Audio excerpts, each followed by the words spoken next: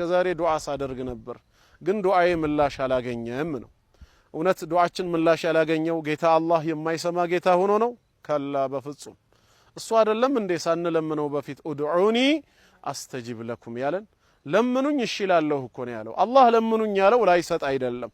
እኛ ጋር ለመናችን ላይ ችግር ከሌለ በስተቀር ስለዚህ ቢያንስ ችግር ብዬ ያየኋቸው ነጥቦች የተወሰነ ነገር ለማስተዋወስ ፈልጌ ነው ያው ሐቅም ከሆነ ከአላህ ተውፊቅ ነው ስተት ከሆነም የነፍስዬ ድክመትና የሸይጣን ጉትጎታ ነው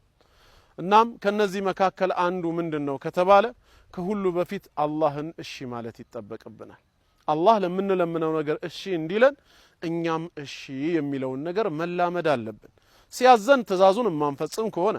ሲከለክለን የከለከለን ነገር ሁሉ የማንጠነቀቅ የምንዳፈር ከሆነ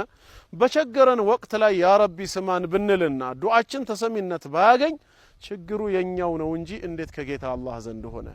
ዱዓችን ወደ ሰማይ ወጥቶ ኃይል እንዳይኖረው ያደረገው የኛው ቢተኝነት ነው አላህ ለምኑኝ ባለበት አያት ላይ ቀጥሎ የተናገረው እኮ ይሄ ነው ሱረቱ ጋፊር ላይ ምንድነው ያለው ወኢዛ ሰአለከ ዒባዲ ዐኒ ይላል ባሪያዬ ስለኔ በጠየቀህ ጊዜ ይሄ ጌታ ሩቅ ነው ድምጼን ከፍ አድርጌ ልጩህን ወይስ ቅርብ ነው በሚስጥር ለምነው ብሎ በጠየቀህ ጊዜ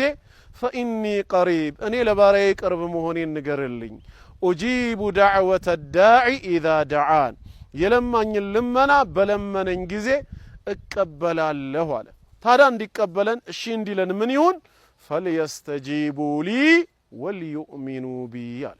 እናንተም ለምላችሁ ነገር ለማዛችሁ እሺ በሉኝ በኔም እመኑ ነው ያለው ለዓለሁም የርሹዱን ቅኑን ጎዳና እንመራ ዘንድ ስለዚህ አላህ ለሚለን ነገር እሺ ባዮች ነን ጌታ አላህ ምንም ነገር ቢያዘን ካቅማችን በላይ እኮ እንደማያዘን የታወቀ ነው ላ ዩከሊፉ ላሁ ነፍሰን ኢላ ውስዓሃ ነው ካቅም በላይ የምንታዘዘው ከሌለ በዱዓ ወቅት አላህ እሺ እንዲለን እኛም ጌታችን ባዘዘን ወቅት እሺ ማለት አለብን ይሄ አንደኛው ነው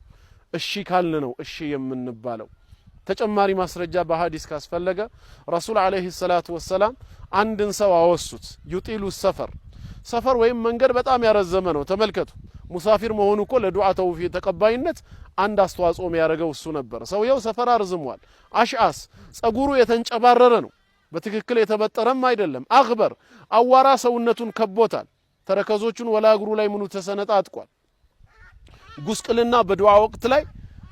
ተቀባይነት እንዲኖረው ሌላ ደጋፊ ሰበብ ነበር በሰውየው ላይ የታየው የመጎሳቀል ሁኔታ የሙዱ የደይህ ኢለ ሰማእ አሉ ሁለት እጆቹን ወደ ላይ ይዘረጋል አሉ በዱዓ ወቅት እጅን ማንሳት የተወደደ ሱና ነው ይሄ ሰው ሶስተኛው ሱና ተሟልቶለታል ማለት ነው የቁሉ